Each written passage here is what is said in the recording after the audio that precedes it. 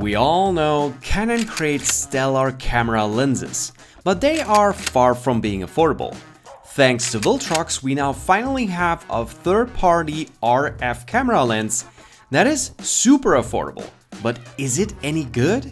Let's find out.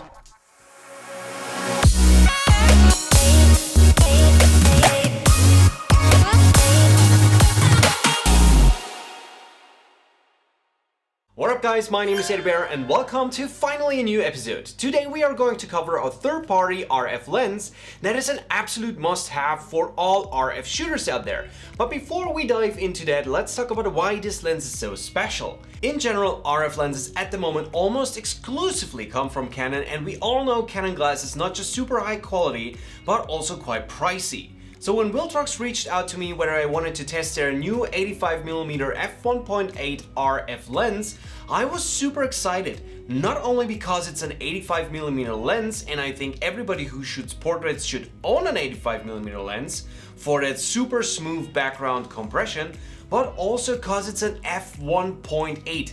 And that means we have a super sharp subject background separation happening. By now you're probably thinking that this lens still won't come in cheap. Well, you're in luck, my friends, cause you can call this lens your own for mind-blowing 400 euros or $400 US. Now the question remains, is this lens any good for this amount of money, and how does it hold up against genuine Canon glass? Since Viltrox graciously supplied me with this test unit, I'm able to tell you exactly that. First, let's take a look what you get with the lens. Obviously, you're getting a lens hood and you're getting a nice fabric pouch to transport the lens in. There are two things that genuinely surprised me about the Viltrox 85mm. First, its weight. It is surprisingly heavy for this price point, and normally lenses in this area do not come with so much glass in them. Second of all, is that the full body is made out of metal, so there's no plastic involved whatsoever except the caps. Those are the only plastic parts on the full body. Also, look at this beautiful massive glass element. Since the Viltrox 85mm is not a Canon camera lens, you cannot update its firmware through the camera directly, but you can, however, update its firmware through the USB-C connector in the back. And since this lens is full of surprises, it will get even better if you head into your shooting options number 4 and select lens aberration correction. Now you can see that the camera actually does recognize the Viltrox 85mm lens as an EF85mm f1.8 lens. This way you're getting access to peripheral illumination, distortion, chromatic aberration, and diffraction correction options. Now I'm about to show you a multitude of test scenes that were either filmed with the Viltrox RF85 f1.8 or the Canon EF85mm f1.4 at an aperture of f1.8. So we are actually comparing a 400 euro lens against an 1800 euro lens. And your job will be to guess which lens I used to film the individual scene.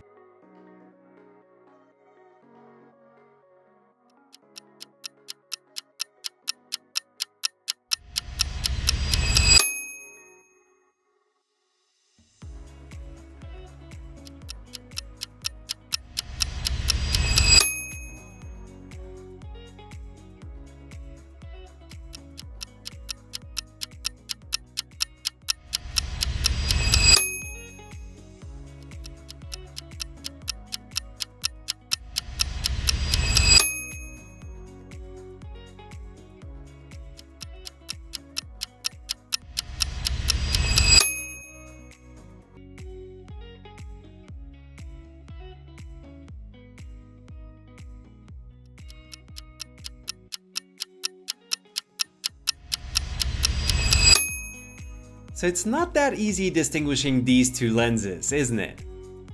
So how many examples were you able to guess right? Let me know in the comments. Now let's talk about bokeh.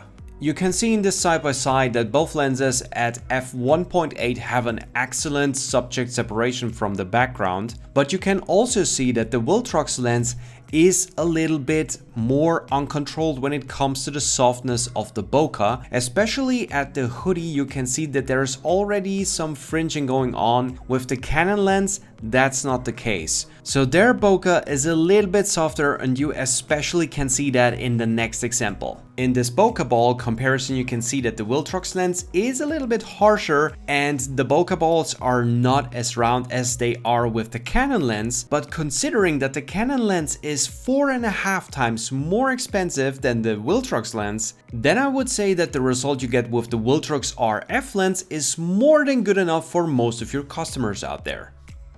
When we take a look at sun flares, the Canon lens obviously produces quite the prominent lens flare, where the Viltrox lens on the other hand has a more softer, rounder and wider lens flare. However, in this category, it's totally up to you which of the two you prefer, so here there's not so much a clear winner. And let's not forget about chromatic aberration. In order to actually see a difference between the Canon lens and the Viltrox lens, you have to zoom in 400%. Before that, you're barely able to spot any chromatic aberration. The Canon lens, however, has a greenish tint, where the Viltrox lens has a more magenta tint. And as I said, it's barely visible and therefore not distracting at all.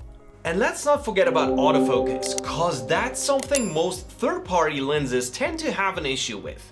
And what's a better way to test such capabilities than to shoot high-paced at-least like surfers? In this scene here, I did set the focus onto the face of the surfer. And even though he is taking a run for it, you can see that the focus is perfectly sticking onto his face. And I know this scene looks quite slow, but it was filmed at 120 frames per second, and that was super fast. So let me show you the original footage that was not slowed down.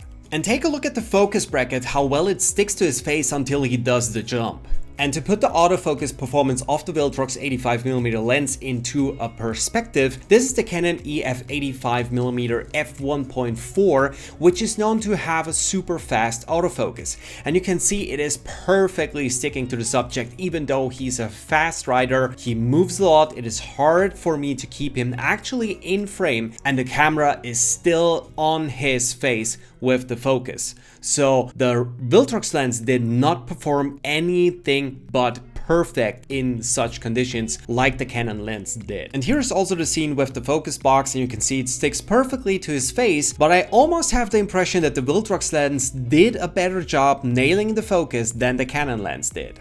And here is just another example of the Viltrox lens, and you can see how well the focus is behaving. Even though he's going fast and he's turning around, the focus always sticks to his face, and I can perfectly nail the focus thanks to the Viltrox RF 85mm lens.